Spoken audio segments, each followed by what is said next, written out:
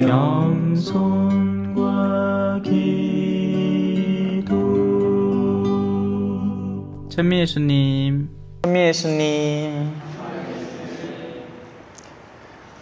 십계명 다들 아시죠?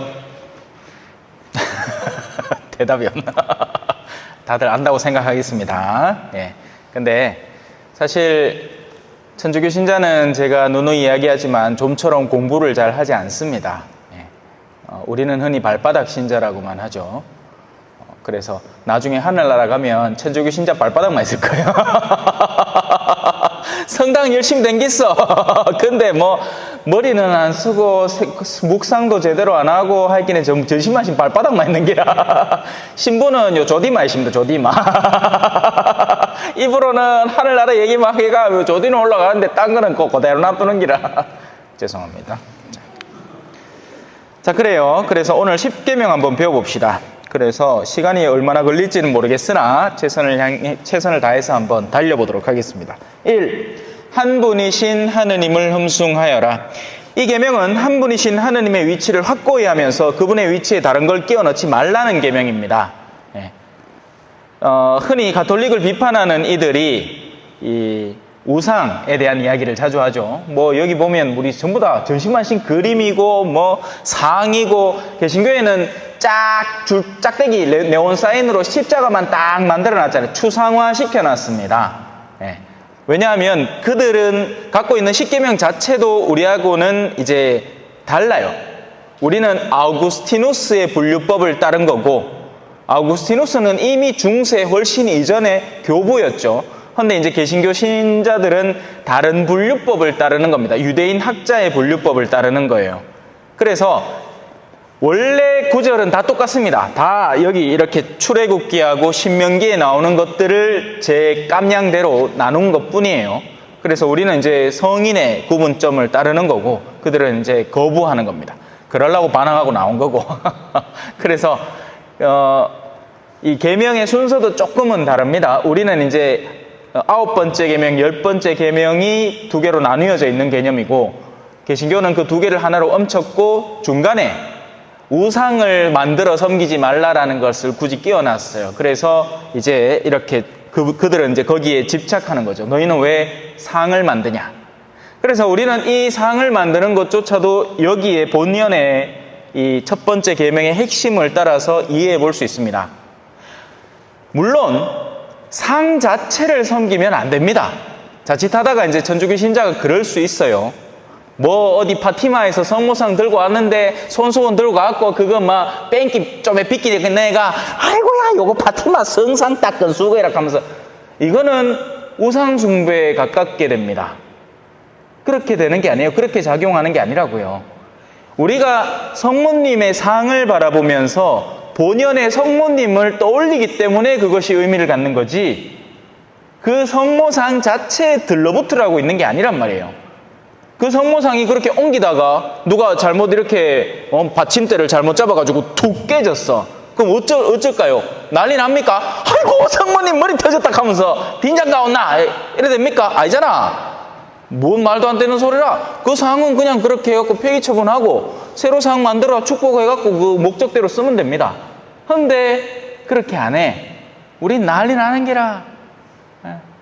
그게 자칫 잘못하면 상에 집착하는 모습으로 드러날 수 있고 실제로 집착하고 있을 수 있어요. 하지만 첫 번째 계명의 핵심은 하느님의 자리에 다른 것을 끼워 넣지 말라는 데 있습니다. 그래서 제가 누누이 얘기하죠. 점을 본다거나 사주를 본다거나 무슨 타로 카드를 본다거나 심지어는 돈을 숭배한다거나, 그래서 대놓고 우상 숭배를 하는 사람은 좀처럼 발견되지 않습니다. 하지만 천주교 신자면서 은근슬쩍 우상 숭배를 하고 있는 이들은 숨겨진 영역이 더 많습니다. 차라리 눈에 확 드러나면 뭐라고나 할 수나 있겠지. 근데 겉으로는 주님, 전능하신 천주 성부님 하면서 실제로는 전능하신 돈님, 내 당신을 섬깁니다. 당신이 부르시면 내 언제라도 달려가지요. 하지만 성당 오는 거는 일단 생각해보고 오겠습니다. 이러면 누가 주인인 거죠? 세상이 주인인 거죠. 우상 숭배를 하는 사람인 겁니다. 무슨 말인지 아시겠죠? 계명은 핵심이 중요하단 말이에요. 계명 겉에 드러나 있는 구절구절의 지침이 중요한 게 아니란 말입니다. 흔히 이런 것들을 반성하라 하면 뭐 성사 볼 때 막 줄줄줄줄줄 나열합니다. 나는 어떤 행위를 했는가 안 했는가 뭐 이래 갖고 이제 뭐 반성하는 그 성사 보기 전에 줄줄줄줄 반성하는 게 또 있어요. 물론 그런 것도 가끔씩 우리가 그걸 들었고 되새기면서 내가 정말 어떤 행위를 하고 있나 하는 것도 중요하지만 그거 잘못하면 공연한 죄책감을 불러일으키기도 합니다. 하느님을 본질적으로 사랑하는 이가 단지 어떤 지침 하나를 틀렸다는 이유 때문에 내가 하느님의 원수가 되어 있나 하고 착각하게 만들 수 있다는 거죠. 그 대표적인 증거가 그거잖아요. 허리가 찢어질 듯 아파서 일어나지 못하는 어르신이 주일미사 빠졌다고 성사 보러 오는 겁니다. 그게 왜 죄예요? 아니란 말입니다. 근데 우리는 벌써 습관화되어 있고 관습화되어 있는 법적 규정들 때문에 율법주의자들이 되어 있는 거죠. 천주교식 율법주의자가 된 겁니다. 자, 이제 넘어갑시다. 두 번째, 하느님의 이름을 함부로 부르지 마라. 가끔 가다 보면 철딱선이 없는 어린이들이 엄마 아빠 혹은 아니면 친척 형들이나 삼촌들한테 주어들은 욕설을 할 때가 있습니다. 자기가 무슨 뜻인지도 몰라요. 그냥 그 말을 하면 어른들이 화들짝 아이고 야야 그 말 연습해야 한다고 하니까 그게 재밌어 갖고 오히려 더 합니다. 근데 그 탓을 그 아이한테 돌릴 수 있나요? 걔는 그 단어의 뜻도 모른단 말이에요. 무슨 남자의 성기를 뜻하는 속어나 여자의 성기를 뜻하는 속어를 내뱉었다고 해서 그게 그 아이에게 탓을 돌릴 수 있는 일이 아니란 말이죠. 그 아이는 그걸 인지하고 있지 않아요.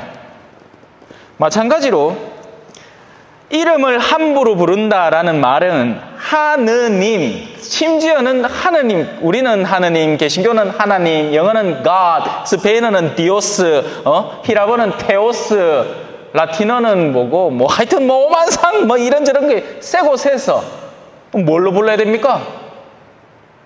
그게 중요한 게 아니죠. 말마디가 중요한 게 아닙니다. 이름이라는 것을 함부로 부른다는 의미를 이해해야 되는 거죠.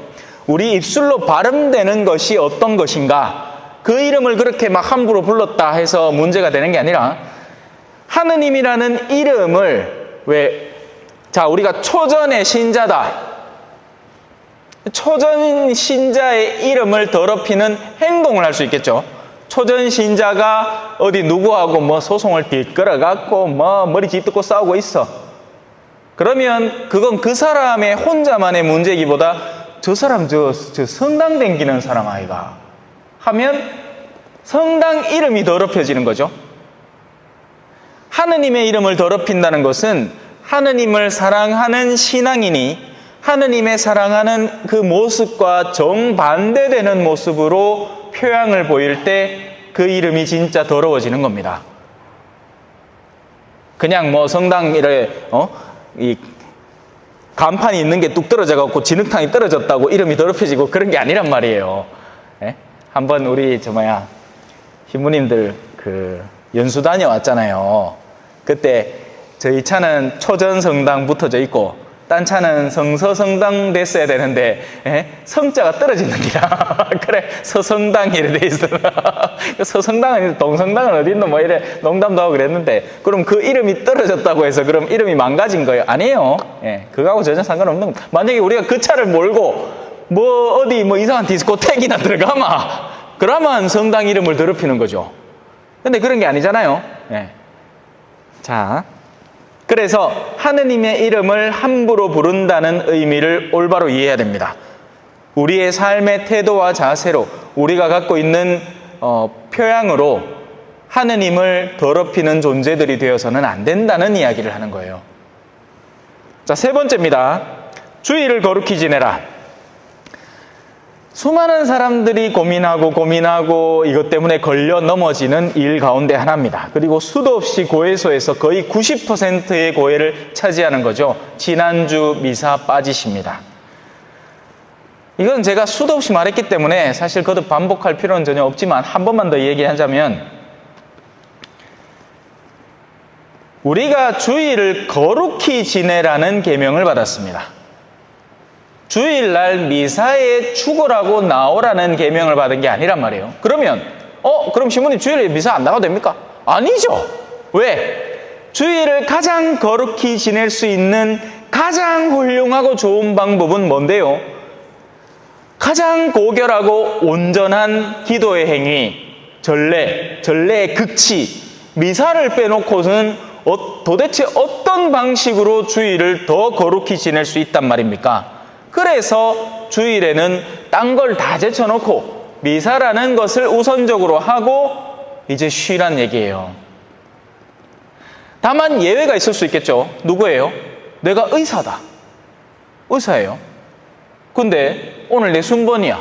그러고 나를 기다리는 수많은 환자들이 있어요. 내가 안 가면 약을 뭘 써야 될지, 어떻게 자신을 돌봐야 될지, 간호사가 뭐 어떻게 해야 될지 아무도 몰라. 근데 그 와중에 네, 오늘 내 미사 가야 됩니다 하고 빠져버려. 그럼 어떻게 되겠습니까? 그건 하느님께서 원하시는 게 아니죠. 그런 때는 대송을 바치고 내가 해야 하는 사람 살리는 일을 더 적극적으로 하는 것이 바람직한 일이고 하느님 뜻에 맞는 일이란 말입니다. 그러면 성사를 안 봐도 돼요. 왜? 하느님의 뜻에 맞가진 일을 했는데 내가 뭘 잘못을 했습니까? 근데 그게 아닌 거죠. 보통 미사를 빠지면 어떻게 빠져?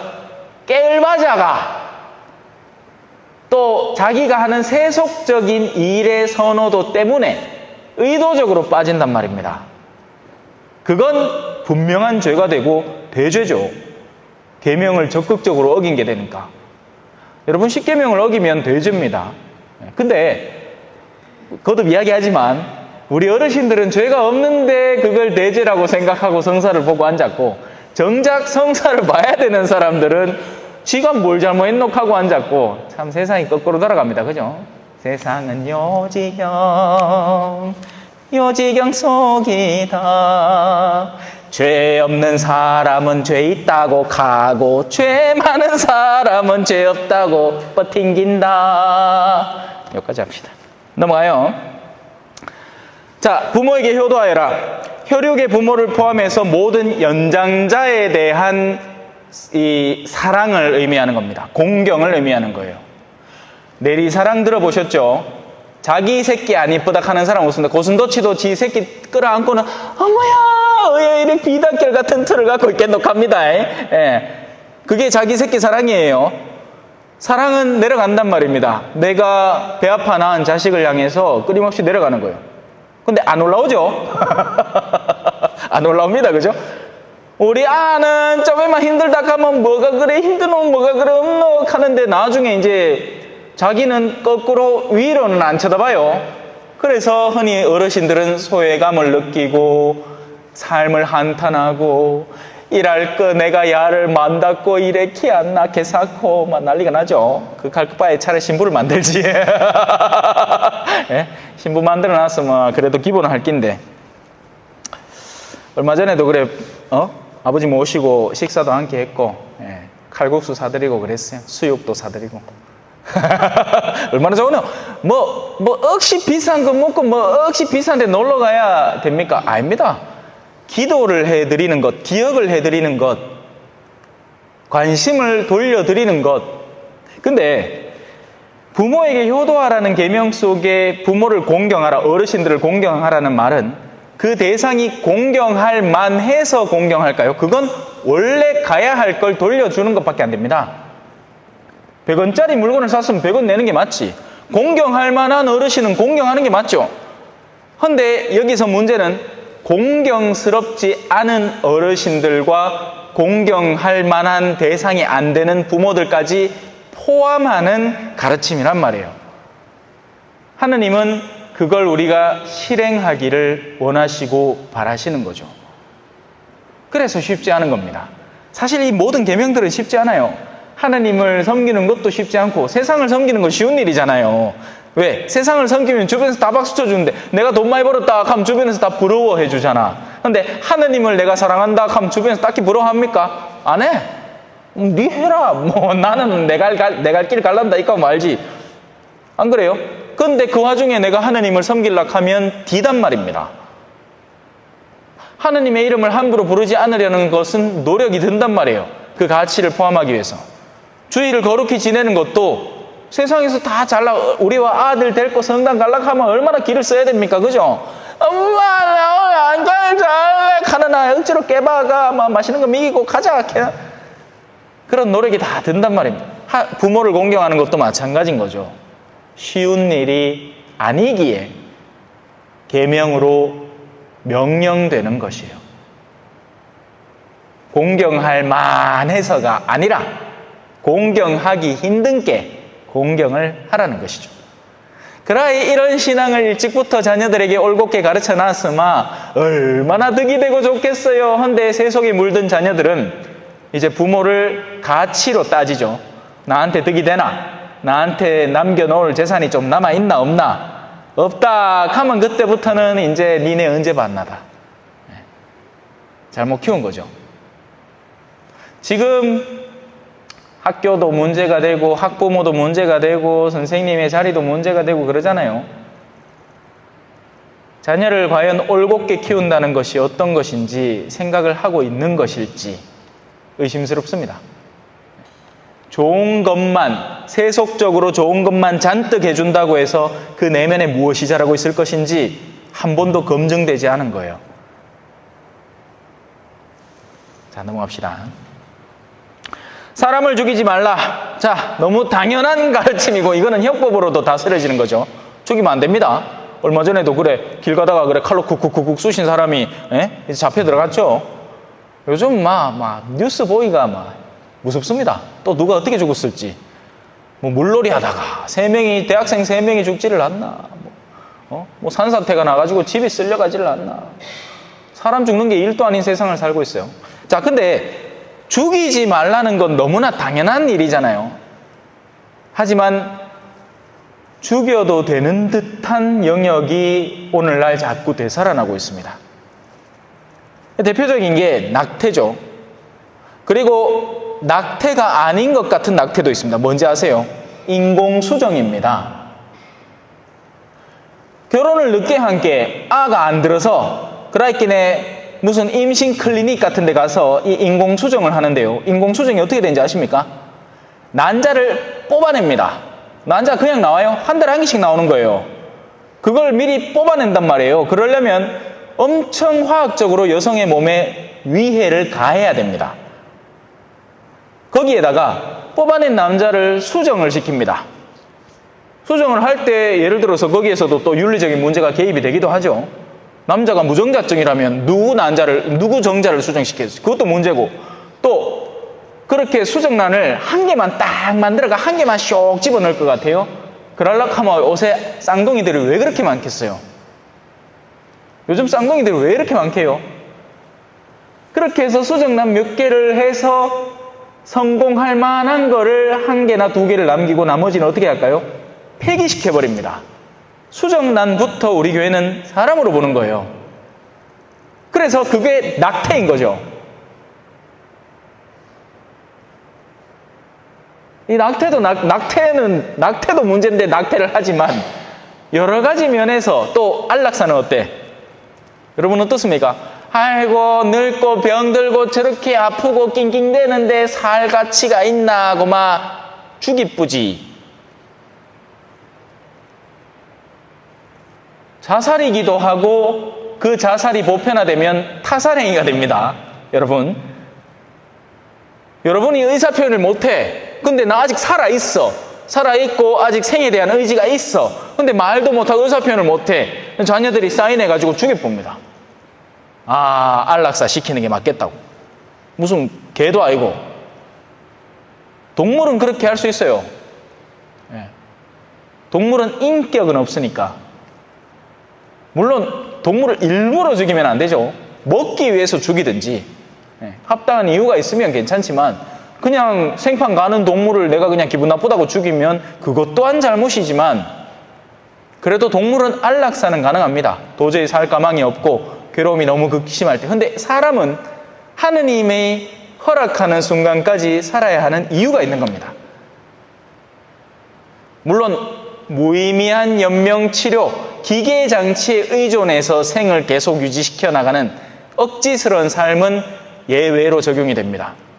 그건 자기가 그냥 자연 상태로 뒀을 때 살아있지 않을 사람이니까 그런 거죠. 근데 현대과학기술은요, 이게 진짜 참 사람 환장을 노릇입니다. 살만한 사람은 죽이려 들고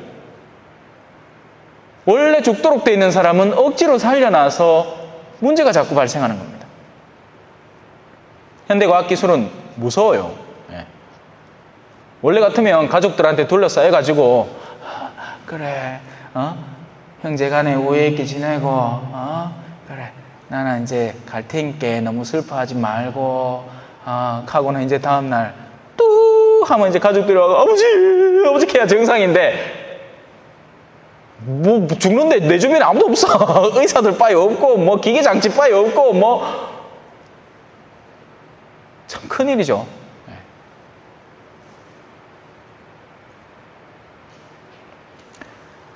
자, 생명의 주인은 오직 하느님입니다. 특히나 인간 생명의 모든 생명의 주인은 하느님이지만 특별히 인간 생명, 사람 생명의 주인은 더더욱이 하느님입니다. 절대로 잊지 마세요. 행여 우리의 생에 의지가 사라진다 하더라도 내 생명의 주인이 나 자신이 아니라는 걸 분명히 인지하고 주변에서 자살을 시도하려는 사람에게 그러지 않도록 용기를 심어주고 힘을 내도록 도와주고 생명을 수호하도록 애를 써야 됩니다. 간음하지 말라. 간음은 정당한 부부관계 이외의 모든 성적인 관계에 대한 것을 금지하도록 하죠. 당연히 혼전 순결도 지키는 게 맞고, 근데 뭐 모르는 사람은 어디 있겠습니까? 그죠? 요새는 중학생들도 자신의 소지품 중에 콘돔을 들고 다니는 세상이에요. 물론 뭐 호박씨 까는 사람들이야 많았지 옛날부터, 그죠? 근데 그러고 나서는 다 책임을 져왔고, 인류가 존재해온 이후로부터 성이라는 것은 흔히 쾌락의 도구로 쓰였습니다. 그런데 성은 원래 고귀한 거예요. 고결한 거예요. 성이라는 것 자체가 원래 부끄러워해야 될 게 아니고 축복이란 말입니다. 언제? 하느님의 허락 안에서 거룩한 부부관계 속에서 정당하게 이루어지는 관계는 축복받은 관계예요. 그리고 그 축복은 자연스럽게 자녀 출산에 대한 기대감으로 이어지고 둘의 사랑의 결실이 자녀가 되는 거죠. 그런데 이 첫 번 관계가 무너져 있을 때, 결혼을 아직 안 했어, 또 혼인 부부 사이가 아닌 관계에서 뭐가 태어나? 어떻게 될까요? 야 운명이 어떻게 될 것 같아요? 당연히 없애자로 갑니다. 죽이자로 가죠. 그래서 간음은 거기에서 잘못하면 그 윗단계의 살인으로 건너가는 징검다리가 되는 겁니다. 그런데 이 성을 쾌락만을 위주로 쓰기 시작하는 거죠. 쾌락은 당연히 포함되는 겁니다. 부부를 서로 사랑하고 하는데 사랑의 극단적인 행위 속, 마지막 궁극적인 사랑의 행위 속에는 당연히 하느님이 예배해 놓은 기쁨, 그 기쁨은 모든 육체의 감각을 아우르는 모든 기쁨이, 안전한 기쁨이 거기 존재하는 겁니다. 존재해야 되고요. 그런데 그걸 앞당겨 쓰는 거예요. 쾌락만을 탐닉하는 거죠. 물론 지금은 아니라 하지만 예전에는 여기가 유명했지 않습니까? 여러 가지 성적 쾌락에 대한 도구들이 가득한 곳으로. 지금이라고 아예 예외는 아닐 거예요. 저 수많은 무인 모텔들은 누구를 위한 것일 것이며 이 시골에 왜 저게 있냐고. 누군가는 쓰고 있다는 얘기겠죠. 그래서 이걸 그냥 대놓고 가로막는다고 되는 일이냐? 아닙니다. 무엇이 정말 아름다운 성인지, 그리고 남성성과 여성성에 대한 올바른 인식, 지금은 이것마저도 혼재해 있죠. 남자가 성전환 수술하고 여자가 뭐 자기들끼리 뭐 붙어먹고 비역질을 한다고 하죠. 성경이 그렇게 표현합니다. 그래서 그런 성향을 지닌 사람을 인격적으로 대해야 된다는 것은 교회의 가르침이에요. 근데 그 행위 자체에 대해서는 교회는 허락할 수 없습니다. 왜? 원래 주어진 성적 기관은 남자의 성기가 여자의 성기를 만나서 결합되는 것이 본래 목적이거든요. 아니란 말이에요. 그 이외의 것들은 우리 교회는 적극적으로 금지합니다. 물론 그렇다고 해서 뭐 침대마다 찾아다니며 하지 마라 할 건 아니지. 근데 누가 만약에 물어본다면 그건 안 된다고 해야 돼요. 그런 성향이 있는 사람, 여자 같은 남자가 있을 수 있잖아요. 또 거신 여자도 있잖아요. 그런 사람들은 인격적으로 존중해야 됩니다. 그런 사람들에게 지탄을 던지고 비난을 던질 건 없지만 그 행위 자체에 대해서는 노라고 해야 되는 거죠. 안 된다고 해야 돼요. 그리고 우리는 정결이라는 가치를 드높일 줄 알아야 돼요. 이 정결은 꼭 독신을 해야만 정결해지는 게 아닙니다. 부부가 서로를 향해서 사랑을 온전히 쏟을 때 그 부부는 정결한 부부예요. 다른 데 눈 돌리지 않는. 그리고 이 정결이라는 것은 결국 하느님과 교회 사이에서도 정결이 이루어지는 거죠. 넘어갑시다. 도둑질을 하지 마라. 7번째 계명입니다. 돈을 사랑하는 것이 악의 뿌리라고 하는 가르침처럼 죄와는 인간을 자신이 하고 싶은 일을 하게끔, 그러니까 자기 자신을 세상의 가장 으뜸 주인으로 내세웁니다. 그러다 보니 자기의 몫을 넘어선 타인의 몫까지 가져오면서도 자신의 능력치를 확장하고 싶은 욕구에 사로잡히는 거예요. 그걸 탐욕이라고 합니다. 근데 이런 건 적극적인, 그러니까 남의 것을 적극적으로 가져옴으로써도 도둑질이 되지만 소극적인 도둑질도 있습니다. 그게 뭘까요? 가난한 이를 적극적으로 돕지 않는 부자일 때 우리는 그들의 몫을 훔쳐오고 있는 도둑이 되는 겁니다. 이쪽으로는 생각을 거의 안 해. 사실 내 뭐 잘못했는데 뭐 하면서 온통 막 갖다 재놓습니다. 그죠? 자기가 다 쓰지도 못할 것들을 자꾸만 늘려가는 거예요. 이 집 늘리고 저 집 늘리고 이 땅 늘리고 저 땅 늘리고 나중엔 자기가 케어도 못하면서 엉망진창으로 만들어 놔놓고는, 그렇잖아요. 그죠? 우리 하다못해 1+1만 사와도 제가 자주 범하는 오류 중에 하나긴 한데, 뭐 하나로마트 가도 뭘 사마 내가 다 못 먹는 거예요. 그러면 나중에는 그 남은 거 버려야 됩니다. 네. 또 뭐 어르신들이 내가 뭐 이쁘다고 그죠? 막 떡도 막 방문 앞에 막 걸어놓고 막 자기들은 들고 가서 한 개 다 먹지도 못할 떡을 내한테 막 2개, 3개씩 걸어놓습니다. 그럼 나는 다 먹나? 나 죄인 만드는 거죠. 아니 물론 좋은 뜻으로 하는 건 내가 압니다만, 적당히 좋은 뜻으로 해야지. 딱 보면 못 먹을 거는 갖다 놓으면 안 되잖아요. 그죠? 예. 남는 거 뭐 이거 신부님 갖다 놓자 하면서 자기 딴엔 좋은 일을 하는 건데 나한테는 부담이죠. 떡은 요마이만 주면 됩니다. 그죠? 하룻밤 먹을 거. 그 다음 날부터는 굽잖아. 냉동실에 넣으면 맛도 없고. 자, 여기까지 할까요? 벌써 30분 다 됐는데 좀만 더 합시다. 자, 그래요. 거짓 증언을 하지 마라. 거짓은 다양한 형태로 드러납니다. 남에게 직접적인 손해를 끼치는 거짓은 우리가 알죠. 느낍니다. 아, 내가 거짓말을 했구나. 그로 인해서 저 사람에게 해가 끼쳐졌구나. 물론 나쁜 사람은 그렇게 하려고 거짓말을 하죠. 그 사람에게 해를 끼치려고 거짓말을 합니다. 그 사람은 진짜 사탄의 자식과 같은 사람이에요. 사탄은 거짓의 압이고 그런 이들은 거짓으로 훈련된 사람들인 거죠. 거짓을 통해서 누군가를 공격하려는 사람, 험담하는 사람, 뒷담화하는 사람인 겁니다. 그 말들로 인해서 그에게 저 사람의 인식이 나빠질 것이다를 노리고 하는 거죠. 나쁜 사람이에요. 그런데 그렇지 않은 경우도 있습니다. 예를 들어서 아슬아슬한 경계선을 타는 거죠. 나에 대한 것을 자랑을 합니다. 아, 내가 이런 거 했고 저런 거 했고 저런 거 했고 내가 왕년에 하다가 말 안 먹히는 느낌이라 그래서 좀에 썩습니다. 사실은 내가 이런 것도 했지 했는데 그게 거짓말이라. 거짓이 심각한 이유는 처음에는 별것 아닌 것으로 치부되는 그냥 소소한 덕일지 몰라도 사탄은 거듭 이야기하지만 거짓의 압이고 바로 하와의 그 거짓된 마음, 하느님이 아무것도 먹지 말라 했다며 하와가 아니 다 먹으라 했는데 저 선악을 관장하는 나무는 먹지 마라 했고 만지지도 마라 했다. 이 말 안 했거든요, 하나님은. 그러자 사탄이 알아보는 겁니다. 아, 일마 이거 하나님한테 섭섭한 마음이 있구나. 오늘부터 내가 잡아갖고 슬 꼬셔봐야 되겠다 하고는 먹여버린 거죠.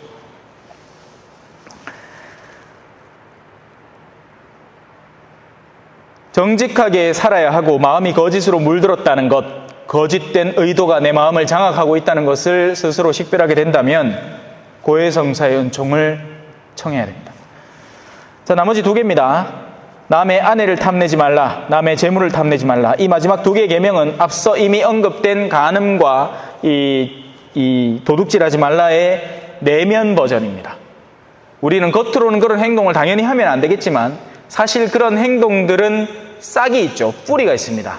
처음 싹 터오는 뿌리가 있습니다. 잡초들도 처음에 이래 고개를 디밀 때가 있죠. 네. 그때 가능하다면 솎아내야 되는 겁니다. 이거는 밀과 가라지의 비유하고는 다른 거예요. 네. 어둠의 의도 자체가 솟아나올 때 내 마음속의 내면에서부터 그런 것들을 올바로 잘 솎아낼 줄 알아야 됩니다. 아멘. 찬미 예수님, 겸손과 기도.